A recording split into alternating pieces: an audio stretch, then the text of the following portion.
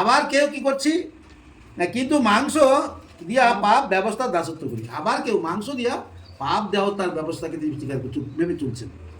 মাংসেতে পাপ দেহ ব্যবস্থা কি, মিথ্যা কথা বলতে না বলছে, চুরি করতে না বলছে, গালি দিতে না বলছে, এটা যে পাপ ব্যবস্থা, কারো চুরি করা, কারো মিথ্যা সাক্ষী দেওয়া, এগুলো হলো মাংসের দেহের কাজ, জগতের কাজ। আমরা ঈশ্বরে আসছি, ঈশ্বরের বাক্যে আছি, ভজন গাইছি, প্রার্থনা করছি, বচন করছি, সাক্ষী দিচ্ছি, সবই করছি ঈশ্বরের। কিন্তু আমার কর্মটা কি হচ্ছে? মাংসের কর্ম হচ্ছে। মাংসের মানে যেটা জগতের কর্ম, যেটা আগে করতাম।